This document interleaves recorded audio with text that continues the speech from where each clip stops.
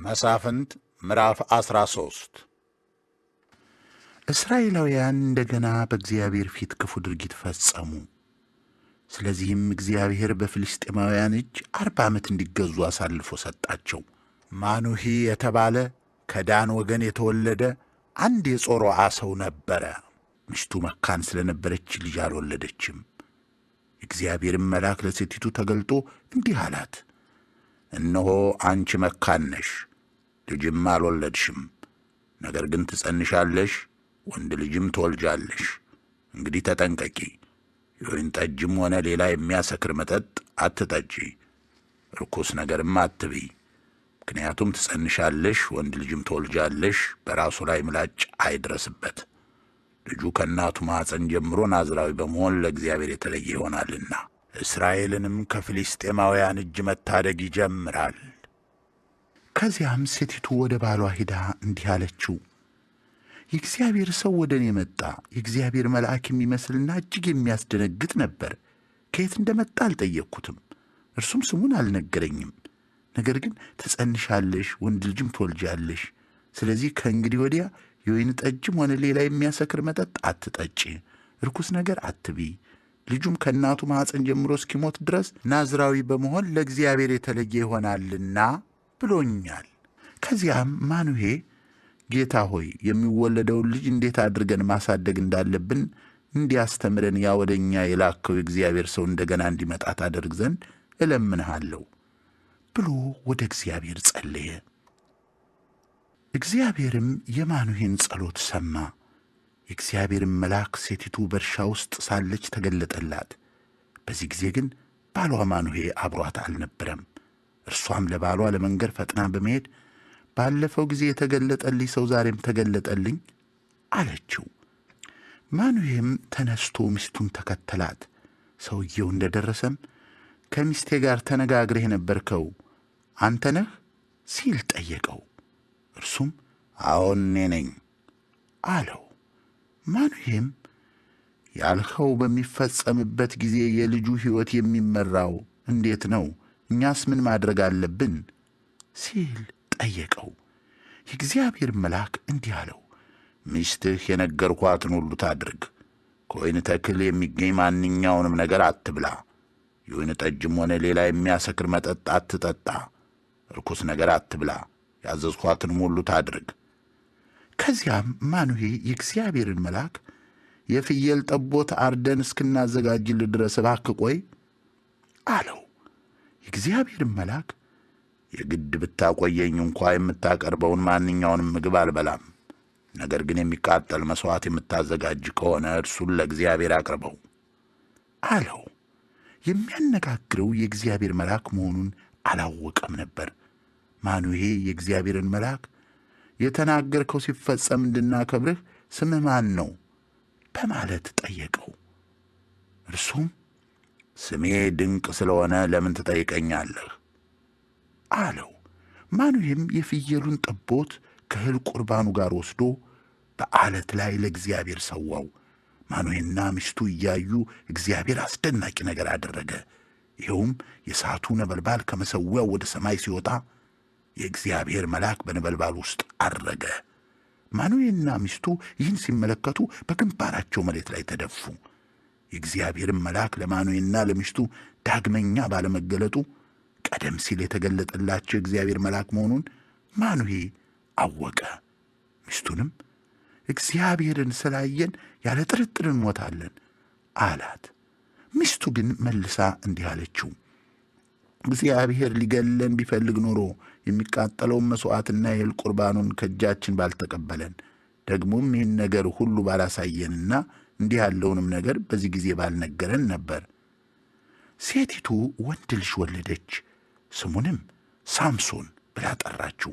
ልጁ አደገ፣ እግዚአብሔርን ባረከው።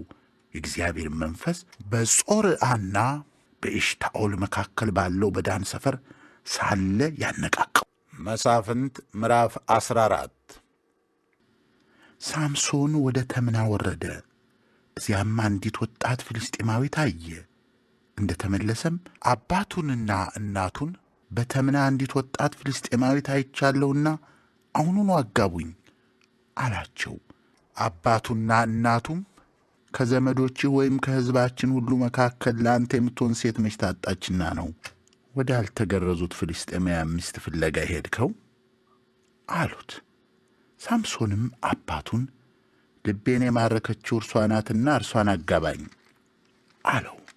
በዚያን ጊዜ በእስራኤል ላይ ገዦቹ ፍልስጥኤማውያን ስለነበሩ ከፍልስጥኤማውያን ጋር ጠብ እንዲፈጠር እግዚአብሔር ሆን ብሎ ያደረገው ነገር መሆኑን አባቱና እናቱ አላወቁም ነበር።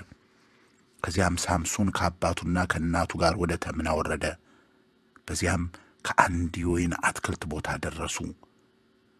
ድንገት አንድ አንበሳ ደቦል እያገሳ መጣበት። በዚህ ጊዜ የእግዚአብሔር መንፈስ በኃይል ወረደበት። ስለዚህ የፍየል ጠቦት እንደሚገነጣጠል አንበሳውን ያለምንም መሳሪያ በባዶ እጁ ገነጣጠለው።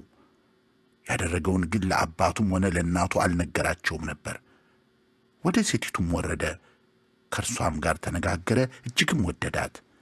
ከጥቂት ቀን በኋላም ሊያገባት ተመለሰ። የአንበሳውንም በድን ለማየት ከመንገድ ዘወር አለ። በበድኑም ውስጥ የንብ መንጋ ሰፍሮ ተመለከተ፣ ማርም ነበረበት። በእጁ ወስዶም መንገድ ለመንገድ እየበላ ሄደ። ከወላጆቹም ጋር እንደተገናኘም ከማሩ ሰጣቸው፣ እነርሱም በሉ። ነገር ግን ማሩን የወሰደው ከአንበሳ በድን መሆኑን አልነገራቸውም ነበር። የሳምሶን አባት ልጅቱን ሊያይ ወረደ። ሳምሶንም በነበረው የሙሽራ ወግ መሠረት በዚያ ግብዣ አደረገ። እርሱም ለፍልስጥኤማውያን በታየ ጊዜ 30 አጃቢዎች ሰጡት። ሳምሶን እንዲህ አላቸው፣ አንድ እንቆቅልሽ እነግራችኋለሁ። ታዲያ ፍቹን በሰርጉ በዓል 7 ቀኖች ውስጥ ከሰጣችሁኝ 30 የቀጭን ፈትል በፍታ ቀሚስና 30 የክት ልብስ እሰጣችኋለሁ። እንቆቅልሹን ካልፈታችሁልኝ ግን 30 የቀጭን ፈትል በፍታ ቀሚስና 30ውን የክት ልብስ እናንተ ትሰጡኛላችሁ። እነርሱም በል እንቆቅልሽን ንገረንና እንስማው አሉት። ሳምሶንም ከበላተኛው መብል ከብርቱም ጣፋጭ ነገር ወጣ አላቸው። እነርሱም እስከ 3 ቀን ድረስ እንቆቅልሹን መፍታት አልቻሉም ነበር። በአራተኛው ቀን የሳምሶንን ሚስት የእንቆቅልሹን ፍች እንዲነግረን ባልሽን እስቲ ያግባቢልን፣ ያለዚያ አንቺንም የአባትሽንም ቤተሰብ በሳት እናቃጥላቸዋለን። ጠርታችሁ የጋበዛችሁን ልትዘርፉን ነው አሏት።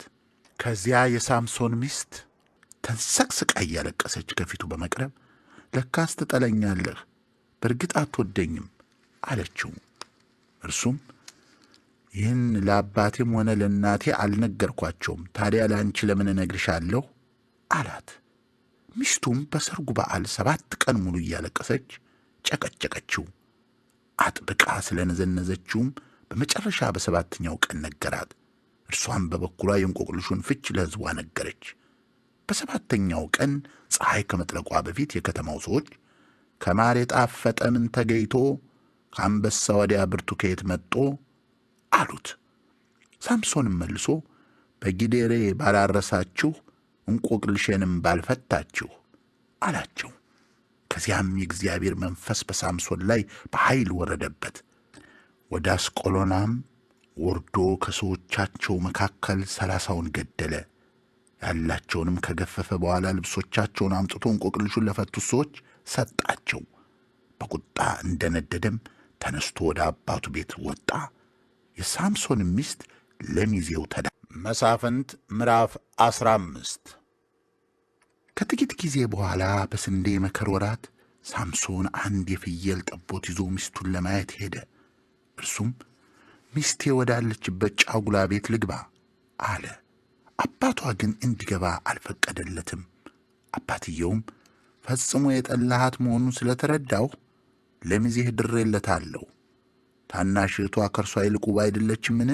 እርሷን አግባት አለው። ሳምሶንም መልሶ ከእንግዲህ በፍልስጥኤማውያን ላይ በሚደርሰው ጉዳት ተጠያቂ አልሆንም አላቸው። ከዚያም ወጥቶ በመሄድ 300 ቀበሮች ያዘ። የሁለቱን ጭራ አንድ ላይ ካሰረ በኋላ ችቦ ወስዶ ጥንድ ሆኖ ከተያያዘው ጭራ ጋር አሰረው። ችቦውን በሳት አቀጣጥሎ ቀበሮቹን በፍልስጥኤማውያን የእህል አዝመራ ላይ ለቀቃቸው። ነዶውንና የቆመውን አዝመራ እንዲሁም የወይኑንና የወይራውን ተክል አቃጠለ። ፍልስጤማውያን ይህን ያደረገው ማን ነው ብለው ሲጠይቁ ሚስቱ ለሚዜው ስለተሰጠችበት የቴምናዊው አማች ሳምሶን ነው የሚል መልስ አገኙ። ስለዚህ ፍልስጤማውያን ወጥተው ሴቲቱንና አባቷን በእሳት አቃጥለው ገደሏቸው። ሳምሶንም እንግዲህ እናንተ ይህን ካደረጋችሁ እኔ ደግሞ ሳልበቀላችሁ አልመለስም አለ። ክፉኛ መታቸው፣ ከእነርሱም ብዙዎችን ገደለ። ከዚያም ወርዶ በኤታም ዓለት ዋሻ ተቀመጠ። ፍልስጤማውያን ወጥተው በይሁዳ ሰፈሩ። ከዚያም በሌሒ አጠገብ ተበታትነው አደፈጡ። የይሁዳም ሰዎች ልትወጉን የመጣችሁት ለምንድን ነው ሲሉ ጠየቋቸው። እነርሱም እኛ የመጣነው ሳምሶንን ልናስርና ያደረገብንን ልናደርግበት ነው ብለው መለሱላቸው። ከዚያም 3,000 ሰዎች ከይሁዳ ተነስተው በኤታም ዓለት ወዳለው ዋሻ ወርደው ሳምሶንን ፍልስጤማውያን ገዦቻችን መሆናቸውን አታውቅምን? ያደረግክብንስ ነገር ምንድን ነው ብለው ጠየቁት። ሳምሶንም ያደረግኩት እነርሱ ያደረጉብኝን ነው በማለት መለሰላቸው። እነርሱም አስረን ለፍልስጤማውያን ልንሰጥህ ይኸው መጥተናል አሉት። ሳምሶንም እናንተ ራሳችሁ ላትገሉኝ ማሉልኝ አላቸው። እነርሱም አስረን ብቻ ለእነርሱ አሳልፈን እንሰጥሃለን እንጂ ራሳችንን አንገልህም አሉት። ከዚያም በሁለት አዳዲስ ገመድ አስረው ከዓለቱ ዋሻ ወጡት። ሳምሶን ሌሒ እንደደረሰም ፍልስጤማውያን እየጮኹ ወደ እርሱ መጡ። በዚህ ጊዜ እግዚአብሔር መንፈስ በሳምሶን ላይ በኃይል ወረደበት። እጆቹ የታሰሩበትም ገመድ እሳት ውስጥ እንደ ገባ የተልባ እግር ፈትል ሆኖ ከእጆቹ ላይ ወደቀ። ከዚያም በቅርቡ የሞተ የአንድ የአህያ መንጋጋ አይቶ ከመሬት አነሣ። በዚያም 1,000 ሰው ገደለ። ሳምሶንም በአንድ የአህያ መንጋጋ 1,000 ሰው ዘራሪ፣ በአንድ የአህያ መንጋጋ 1,000 ሬሳ አነባባሪ ብሎ ፎከረ። ይህን ተናግሮ እንዳበቃ የአህያውን መንጋጋ ከእጁ ወዲያ ወረወረው። የዚያም ቦታ ስም ራማት ሌሒ ተብሎ ተጠራ። እጅግ ተጠምቶ ስለነበር እነሆ ለአገልጋይን ታላቅ ድል አጎናጽፈሃል። ታዲያ አሁን በውሃ ጥም ልሙት? እንዴትስ በእነዚህ ባልተገረዙ ፍልስጤማውያን እጅ ልውደቅ? በማለት ወደ እግዚአብሔር ጮኸ። እግዚአብሔርም በሌሒ ዓለት ሰነጠቀለት። ከዚያም ውሃ ወጣ። ሳምሶንም ያን ሲጠጣ በረታ፣ መንፈሱም ታደሰ። ስለዚህ ያ ምንጭ ዓይነ ሐቆሬ ተባለ። እስከ ዛሬም ድረስ በዚያው በሌሒ ይገኛል። ሳምሶንም በፊልስጤማውያን ዘመን በእስራኤል ላይ ለ20 ዓመት ፈራጅ። መሳፍንት ምዕራፍ 16። አንድ ቀን ሳምሶን ወደ ጋዛ ሄደ። እዚያም አንዲት ዝሙት አዳሪ አየ። አብሯት ለማደርም ገባ። የጋዛ ሰዎች ሳምሶን እዚህ ነው የሚል ወሬ ደረሳቸው። ስለዚህም ሰዎቹ ቦታውን ከበው ሌሊቱን በሙሉ በከተማይቱ ቅጥር በር ላይ አድፍጠው ጠበቁት። በማለዳ እንገለዋለን በማለትም ሌሊቱን በሙሉ እንዳደፈጡ አደሩ። ነገር ግን ሳምሶን እዚያ የተኛው እስከ እኩለ ሌሊት ብቻ ነበር። ተነስቶም የከተማይቱን ቅጥር በር ከሁለት መቃኖቹ ጋር መወርወሪያውንና ማያያዣውን ጭምር በሙሉ ነቅሎ በትከሻው ላይ ካደረገ በኋላ በኬብሮን ፊት ለፊት እስካለው ኮረብታ ጫፍ ድረስ ተሸክሞት ወጣ። ከጥቂት ጊዜ በኋላ ሳምሶን በሶረቅ ሸለቆ የምትኖር ደሊላ የምትባል አንዲት ሴት ወደደ። የፍልስጤማውያን ገዦች ወደ እርሷ ሄደው እርሱን አስረን በቁጥጥራችን ስር በመዋል ልናሸንፈው እንዴት እንደምንችልና የብርታቱ ታላቅነት ምስጢር ምን እንደሆነ እንዲያሳይሽ እስቲ አባቢው፣ ይህን ካደረግሽ እያንዳንዳችን 1,100 ሰቅል ጥሬ ብር እንሰጥሻለን አሏት። ስለዚህም ደሊላ ሳምሶንን የብርታትህን ታላቅነት ምስጢርና ታስረ በቁጥጥር ስር የምትውለው እንዴት እንደሆነ እባክህ ንገረኝ አለችው። ሳምሶንም ማንም ባልደረቁ 7 እርጥብ ጠፍሮች ቢያስረኝ እንደ ማንኛውም ሰው ደካማ ሆናለሁ አላት። ከዚያም የፍልስጤማውያን ገዢዎች ያልደረቁ 7 እርጥብ ጠፍሮች አመጡላት። እርሷም አሰረችው። ሰዎች በጓዳ ውስጥ ተደብቀው ነበር። እርሷም ሳምሶን ፍልስጤማውያን መጡብህ አለችው። ሳምሶን ግን ፈትል እሳት ሲነካው እንደሚበጣጠስ ጠፍሮቹን በቀላሉ በጣጠሳቸው። ስለዚህ የብርታቱ ምስጢር ምን እንደሆነ ሊታወቅ አልቻለም። ደሊላም ሳምሶንን አሞኝተኸኛል፣ ዋሽተኸኛል፣ እባክህ አሁንም አንተን እንዴት ማሰር እንደሚቻል ንገረኝ አለችው። እርሱም ሥራ ላይ ባልዋሉ አዳዲስ ገመዶች ቢያስሩኝ እንደ ማንኛውም ሰው ደካማ ሆናለሁ አላት። ደሊላም አዳዲስ ገመዶች ወስዳ አሰረችው። ሰዎች በጓዳ ውስጥ ተደብቀው ነበር። እርሷም ሳምሶን ፍልስጤማውያን መጡብህ አለችው። እርሱ ግን ክንዱ የታሰረባቸውን ገመዶች እንደ ፈትል ክር በጣጠሳቸው። ደግሞም ደሊላ ሳምሶንን እስካሁን አሞኝተኛል፣ ዋሽተኛል፣ እባክህን አንተን ማሰር የሚቻለው እንዴት እንደሆነ ንገረኝ አለችው። እርሱም መልሶ የራስ ጠጉሬን 7 ቁንድላዎች ከድር ጋር ጎንጉነሽ በችካል ብትቸኪው እንደ ማንኛውም ሰው ደካማ ሆናለሁ አላት። ደሊላም መተኛቱን አይታ 7ቱን ቁንዳላዎቹን ከድር ጋር ጎነጎነችው፣ ከችካልም ጋር ቸከለችው። እንደገናም ሳምሶን ፍልስጤማውያን መጡብህ አለችው። ሳምሶን ከእንቅልፉ ነቃ። ችካሉን ከነድሩ ከነቁንዳላው ነቀለው። ከዚያም ሳታምነኝ እንዴት እወድሻለሁ ትለኛለህ?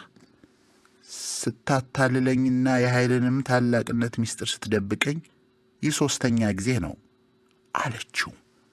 በሕይወት መኖሩን እስኪጠላ ድረስ ዕለት ዕለት በመጨቅጨቅ አሰለቸችው። ስለዚህ ሁሉንም ነገር ነገራት። እንዲህም አለ፣ ከተወለድኩ ጀምሮ ናዝራዊ በመሆን ለእግዚአብሔር የተለየው ስለሆንኩ ራሴን ምላጭ ነክቶት አያውቅም። የራሴ ጠጉር ቢላጭ ግን ኃይሌ ተለይቶኝ እንደ ማንኛውም ሰው ደካማ ሆናለሁ አላት። ደሊላ ሁሉንም ነገር እንደነገራት በተረዳች ጊዜ ለፍልስጤማውያን ገዢዎች ሁሉንም ነገር ነግሮኛልና ተመልሳችሁ ኑ ብላ ላከችባቸው። ፍልስጤማውያን ገዢዎችም ብሩን ይዘው ተመልሰው መጡ። ደሊላ ሳምሶንን በጭኗ ላይ አስተኝታ እንቅልፍ እንዲወስደው ካደረገች በኋላ አንድ ሰው ጠርታ 7ቱን የጠጉር ቁንዳላዎቹን አስላጨቻቸው። እርሷም ታስጨንቀው ጀመር፣ ኃይሉም ተለየው። እርሷም ሳምሶን ፍልስጤማውያን መጡብህ አለችው። ሳምሶን ከእንቅልፉ ነቅቶ እንደ ወትሮ አደርጋለሁ አለ። ነገር ግን እግዚአብሔር እንደተወው አላወቀም ነበር። ከዚያም ፍልስጤማውያኑ ያዙት፣ ዓይኖቹን አውጥተው ወደ ጋዛ ይዘውት ወረዱ። በናስ ሰንሰለት አስረው እስር ቤት ውስጥ እህል እንዲፈጭ አደረጉት። ነገር ግን ከተላጨ በኋላ ጠጉሩ እንደገና ማደግ ጀመረ። በዚህ ጊዜ የፍልስጤማውያን ገዦች አምላካችን ዳጎን ጠላታችን ሳምሶንን በእጃችን አሳልፎ ሰጥቶናል ብለው በመደሰት ለአምላካቸው ለዳጎን ታላቅ መሥዋዕት ለማቅረብ ተሰበሰቡ። ሕዝቡም ሳምሶንን ባዩት ጊዜ አምላካቸውን ዳጎንን በማመስገን ምድራችንን ያጠፋውን ብዙ ሰው የገደለብንን ጠላታችንን አምላካችን በእጃችን አሳልፎ ሰጠን አሉ። እጅግ ደስ ባላቸው ጊዜ እንዲያዝናናን ሳምሶንን አምጡት አሉ። ስለዚህ ሳምሶንን ከእስር ቤት ጠርተው አስመጡት። በፊታቸውም ተጫወተ። በምሰሶቹ መካከል ባቆሙት ጊዜ ሳምሶን እጁን ይዞ የሚመራውን ልጅ ቤተ ጣዖቱ ደግፈው ወደ ያዙት ምሰሶች አስጠጋኝና ልደገፋቸው አለው። በዚህ ጊዜ ወንዶችና ሴቶች ቤተ ጣዖቱን ሞልተውት ነበር። የፍልስጤማውያን ገዦችም በሙሉ በዚያ ነበሩ። ሳምሶን ሲጫወት ለማየት 3000 ያህል ወንዶችና ሴቶች በጣራው ላይ ነበሩ። ሳምሶንም ወደ እግዚአብሔር እንዲህ ሲል ጸለየ። ልዑል እግዚአብሔር ሆይ አስበኝ፣ አምላክ ሆይ እባክህ አንድ ጊዜ ብቻ ብርታት ስጠኝና ስለ ጠፉት ዓይኖቼ ፍልስጤማውያንን አንዴ ልበቀላቸው። ከዚያም ቤተ ጣዖቱን መካከል ላይ ደግፈው የያዙትን 2 ምሰሶች አንዱን በቀኙ አንዱን በግራ እጁ አቅፎ በመያዝ ከፍልስጤማውያን ጋር አብሬ ልሙት በማለት ባለ ኃይሉ ሲደፋው ቤተ ጣዖቱ በገዦቹና በውስጡ በነበሩት በሌሎቹ ሰዎች ሁሉ ላይ ወደቀባቸው። ስለዚህ በሕይወት ከኖረበት ጊዜ ይልቅ በሞቱ ጊዜ ብዙ ሰው ገደለ። ወንድሞቹና ሞላው የአባቱ ቤተሰብ ሬሳውን ለማምጣት ወደዚያ ወረዱ። አምጥተውም የአባቱ የማኑሄ መቃብር ባለበት በጾርዓና በኤሽታኦል መካከል ቀበሩት። ሳምሶን በእስራኤል ላይ 20 ዓመት። መሳፍንት ምዕራፍ 17 ሚካ የተባለ በኮረብታማው በኤፍሬም አገር የሚኖር ሰው ነበር። እናቱን 1100 ሰቅል ብር ተሰርቆብሽ የሰረቀውን ሰው ስትራገሚ ሰምቼሽ ነበር። ብሩ ከኔ ዘንድ ይገኛል፣ የወሰድኩት እኔ ነኝ አላት። ከዚያም እናቱ ልጄ እግዚአብሔር ይባርክህ አለችው። 1100 ሰቅል ብር በመለሰላት ጊዜ እናቱ ብሬን የተቀረጸ ምስልና ቀልጦ የተሰራ ጣዖት ለማበጀት ስለ ልጄ ለእግዚአብሔር እቀድሰዋለሁ፣ አሁንም ለአንተው መልሼ እሰጥሃለሁ አለችው። ስለዚህ ብሩን ለእናቱ መለሰላት። እናቱም ከላዩ 200 ጥሬ ብር ወስዳ ለብር አንጥረኛ ሰጠችው። አንጥረኛውም የተቀረጸ ምስልና ቀልጦ የተሰራ ጣዖት አደረገው። ምስሎቹም በሚካ ቤት ተቀመጡ። ሚካ የተባለው ይሄ ሰው የአምልኮ ስፍራ ነበረው። አንድ ኤፎድና ተራፊም ሰርቶ ከልጆቹ አንዱን ካህን ሆኖ እንዲያገለግለው አደረገ። በዚያን ዘመን በእስራኤል ንጉሥ አልነበረም። እያንዳንዱ ሰው ለራሱ መልካም መስሎ የታየውን ያደርግ ነበር።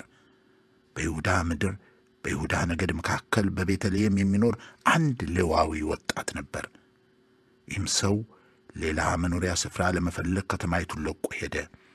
በሚጓዝበትም ጊዜ በኮረብታማው በኤፍሬም አገር ወዳለው ወደ ሚካ ቤት መጣ።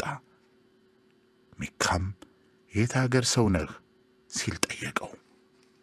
እርሱም እኔ በይሁዳ ምድር ከምትገኝ ከቤተልሔም የመጣሁ ሌዋዊ ነኝ፣ መኖሪያ ስፍራ እፈልጋለሁ አለው። ሚካም እንግዲያውስ አብረህ ተቀመጥ፣ አባትም ካህንም ሁነኝ፣ እኔም በዓመት 10 ሰቅል ብር እንዲሁም ልብስና ምግብ እሰጥሃለሁ አለው። ስለዚህ ሌዋዊው አብሮት ለመኖር ተስማማ። ወጣቱም ለሚካ ከልጆቹ እንደ አንዱ ሆነለት። ሚካም ሌዋዊውን ካህን አድርጎ አስቀመጠው። ወጣቱም ካህኑ ሆነ፣ በቤቱም ኖረ። ሚካም ይህ ሌዋዊ ካህን ስለሆነልኝ እግዚአብሔር በጎ ነገር እንደሚያደርግልኝ አሁን ተረዳው አለ። መሳፍንት ምዕራፍ 18 በዚያን ዘመን በእስራኤል ንጉሥ አልነበረም። የዳን ነገድም በእስራኤል ነገዶች መካከል ርስተ ድርሻውን ገና ስላልወሰደ የሚሰፍርበትን የራሱን ርስት ይፈልግ ነበር። ስለዚህ ዳናውያን ምድሪቱን እንዲሰልሉና እንዲመረምሩ 5 ኃያላን ሰዎች ከጾርዓና ከኤሽታኦል ከተሞች ወደዚያ ላኩ። እነዚህም ነገዶቻቸውን ሁሉ የሚወክሉ ነበሩ።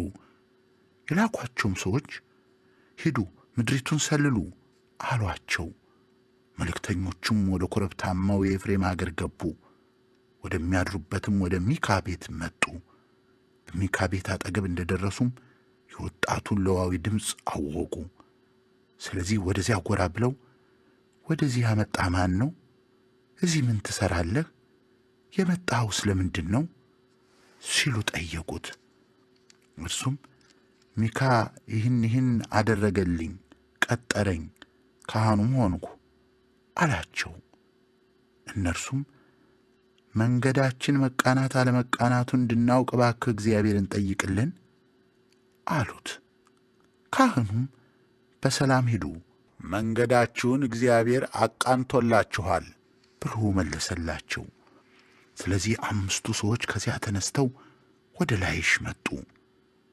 ሲዶናውያን ያለ ስጋት በጸጥታ እንደሚኖሩ ሁሉ በዚያም የሚኖረው ሕዝብ በሰላም እንደሚኖር አዩ። ምድሪቱ አንዳች የሚጎድላት ነገር ባለመኖሩ ሕዝቡ ባለጸጋ ነበር። እንዲሁም ከሲዶናውያን ርቆ የሚኖር ሲሆን ከማንኛውም ሕዝብ ጋር ግንኙነት አልነበረውም። ወደ ጾርዓና ወደ ኤሽታኦል እንደተመለሱ ወገኖቻቸው የሄዳችሁበት ጉዳይ እንዴት ሆነ በማለት ጠየቋቸው። መልእክተኞቹም እንዲህ አሏቸው፣ ምድሪቱ እጅግ መልካም መሆኗን አይተናል። እንግዲህ ተነሱ፣ ሂደን እንዋጋቸው። ተነሱ እንጂ ዝም ትላላችሁን? ወደዚያው ሂዳችሁ ምድሪቱን ለመያዝ አታመንቱ። እዚያ ስትደርሱም ያለ ስጋት የሚኖር ሕዝብ እግዚአብሔር በእጃችሁ የሚሰጣችሁን አንዳች ነገር ያልጎደላትን ሰፊ ምድር ታገኛላችሁ። ከዚያ በኋላም ከዳን ወገን ለጦርነት ዝግጁ የሆኑ 600 ሰዎች ከጾርዓና ከኤሽታኦል ተነሱ። ወጥተውም በይሁዳ ምድር ባለችው በቂርያትይዓሪም ሰፈሩ። እንግዲህ ከቂርያትይዓሪም በስተምዕራብ ያለው ስፍራ እስከ ዛሬ ድረስ የዳን ሰፈር መባሉ ከዚሁ የተነሳ ነው። ከዚያም ተጉዘው ወደ ኮረብታማው ኤፍሬም አገር በመሄድ ወደ ሚካ ቤት መጡ። የላይሽን ምድር ሰልለው የነበሩት 5 ሰዎች ለወንድሞቻቸው ከነዚሁ ቤቶች በአንዱ ኤፉድ፣ ተራፊም፣ የተቀረጸ ምስልና ቀልጦ የተሰራ ጣዖት እንዳለ ታውቃላችሁን? እንግዲህ ምን ማድረግ እንዳለባችሁ ወቁበት አሏቸው። ስለዚህ ወጣቱ ሌዋዊ ወደሚኖርበት ወደ ሚካ ቤት ጎራ ብለው ሰላምታ አቀረቡለት። ለጦርነት ተዘጋጅተው የመጡት 600 የዳን ሰዎች በቅጥሩ በር መግቢያ ላይ ቆመው ነበር። ካህኑ ለጦርነት ከተዘጋጁ 600 ሰዎች ጋር በቅጥሩ በር ላይ ቆሞ ሳለ ምድሪቱን ለመሰለል መጥተው የነበሩት 5 ሰዎች ወደ ቤቱ ውስጥ በመግባት የተቀረጸውን ምስልና ኤፉዱን፣ ተራፊሙንና ቀልጦ የተሰራውን ምስል ወሰዱ። እነዚህ ሰዎች ወደ ሚካ ቤት ገብተው የተቀረጸውን ምስልና ኤፉዱን፣ ተራፊሙንና ቀልጦ የተሰራውን ምስል በሚወስዱበት ጊዜ ካህኑ ምን ማድረጋችሁ ነው አላቸው። እነርሱም ዝም በል፣ አንዲት ቃል እንዳትተነፍስ፣ ከእኛ ጋር ሁን፣ አባትም ካህንም ሁነን፣ ለአንተስ የአንድ ቤተሰብ ካህን ከመሆን ይልቅ በእስራኤል የአንዱ ነገድና ጎሳ ካህን ሆነህ ማገልገሉ አይሻልህምን አሉት። ይህም ካህኑን ደስ አሰኘው። እርሱም ኤፉዱን፣ ተራፊሙንና የተቀረጸው ምስል ይዞ ከሕዝቡ ጋር ሄደ። እነርሱም ሕፃናታቸውን፣ የከብቶቻቸውን መንጋና ሀብታቸውን ሁሉ ወደፊት በማስቀደም ተመልሰው ሄዱ። ከሚካ ቤት ጥቂት ራቅ እንዳሉም የሚካ ጎረቤቶች ለእርዳታ ተጠርተው ተሰበሰቡ። የዳን ሰዎችንም ተከታትለው ደረሱባቸው። ከበስተኋላቸው ሆነው ሲጮኹባቸውም የዳን ሰዎች ወደ ኋላቸው ዞረው ሚካን ሰዎችህን ለውጊያ አሰባስበህ መምጣትህ ምን ሆንክና ነው አሉት። እርሱም እንዴት ምን ሆንክ ብላችሁ ትጠይቁኛላችሁ? የሠራኋቸውን አማልክቴንና ካህኔን ወስዳችሁ ሄዳችኋል። ምን የቀረኝ ነገር አለ አላቸው። የዳን ሰዎች አትሟገተን፣ ያለዚያ የተቆጡ ሰዎች ጉዳት ላይ ይጥሉሃል፣ አንተም ቤተሰብህም ሕይወታችሁን ታጣላችሁ አሉት። የዳን ሰዎች ይህን ብለው መንገዳቸውን ቀጠሉ። ሚካም የማይችላቸው መሆኑን በማየት ተመልሶ ወደ ቤቱ ሄደ። ከዚያም ሚካ የሠራውን ጣዖትና ካህኑን ወስደው ወደ ላይሽ በመሄድ በሰላምና ያለ ስጋት ይኖር የነበረውን ሕዝብ በሰይፍ መቱት። ከተማይቱንም በእሳት አቃጠሏት። የሚኖሩት ከሲዶና በጣም ርቀው ስለነበር ከማንም ጋር ግንኙነት ስላልነበራቸው የሚታደጋቸው አንድም አልነበረም። ከተማይቱም የምትገኘው በቤትሮአብ አጠገብ ባለች ሸለቆ ውስጥ ነበረ። የዳንም ሰዎች ከተማይቱን እንደገና ሰርተው መኖሪያቸው አደረጓት። ከተማይቱንም ከእስራኤል በተወለደው በአባታቸው በዳን ስም ዳን ብለው ጠሯት። ቀድሞ ግን ስሟ ላይሽ ይባል ነበር። እዚያም የዳን ሰዎች ለራሳቸው ጣዖታት አቆሙ። የሙሴ ልጅ የጌርሳም ልጅ ዮናታንና የእርሱም ልጆች ምድሪቱ እስከ ተማረከችበት ጊዜ ድረስ ለዳን ነገድ ካህናት ሆኗቸው። ስለዚህም ሚካ የሠራቸውን ጣዖታት የእግዚአብሔር ቤት በሴሎ በነበረበት ጊዜ ሁሉ ባለማቋረጥ